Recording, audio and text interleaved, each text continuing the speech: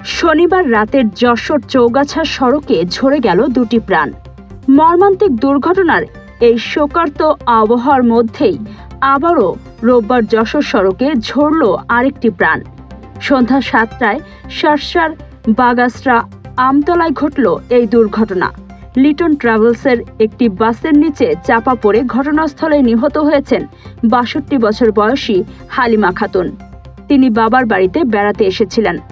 রাস্তা পার হওয়ার সময় বাসটি তাকে পেছন দিক থেকে চাপা দিলে বাসের চাকায় তার মৃত্যু হয়। পুলিশ মরদেহ উদ্ধার করেছে।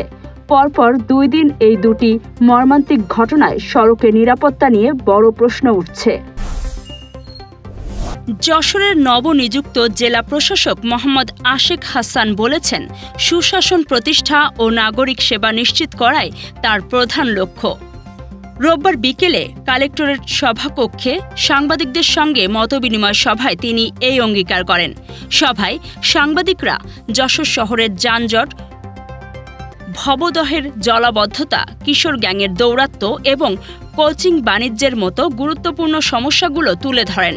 জেলা প্রশাসক মনোযোগ সহকারে সব মতামত নোট করেন এবং আগামী 1 মাসের মধ্যে এসব সমস্যা দৃশ্যমান সমাধানে দ্রুত পদক্ষেপ নেওয়ার আশাবাদ ব্যক্ত করেন।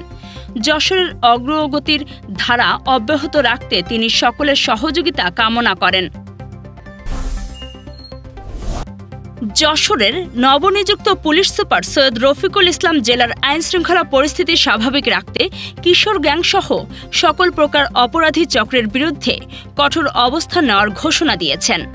রোববার সাংবাদিকদের সঙ্গে মতবিনিময় সভায় তিনি বলেন, আইনশৃঙ্খলা বজায় রাখতে পুলিশ সর্বদা মাঠে থাকবে। কোনো অপরাধী চক্রকে ছাড় দেওয়া হবে না। তিনি দায়িত্বশীল সাংবাদিকতার ওপরও জোর দেন। এসপি জানান, শহরের যানজট নিরসনে বিশেষ পরিকল্পনা নিয়ে কাজ শুরু হবে এবং অবৈধ পার্কিং নিয়ন্ত্রণে কঠোর পদক্ষেপ নেওয়া হবে। তিনি জরুরি প্রয়োজনে সরাসরি তাকে কল করারও আহ্বান জানান। অপরাধ দমনে তিনি সাংবাদিকদের সহযোগিতা কামনা করেন।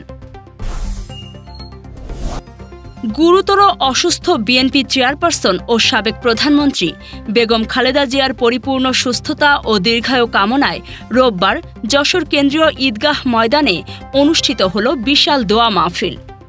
এই মোনাজাতে হাজার হাজার মুসল্লি অংশ নেন।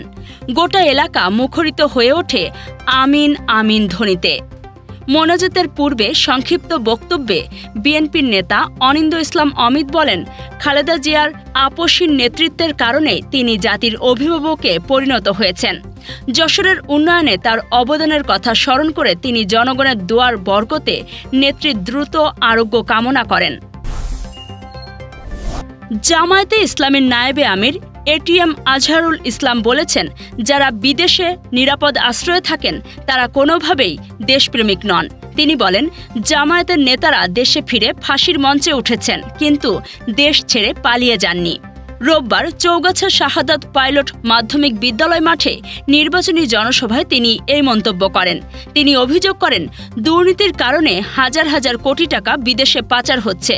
তিনি প্রতিশ্রুতি দেন, জামায়াত দেশ পরিচালনার সুযোগ পেলে প্রথম কাজ হবে দুর্নীতি দমন। তিনি আরও দাবি করেন, জাকাতভিত্তিক অর্থনৈতিক ব্যবস্থায় 3 থেকে 5 বছরের মধ্যে দেশের বেকারত্ব দূর করা সম্ভব।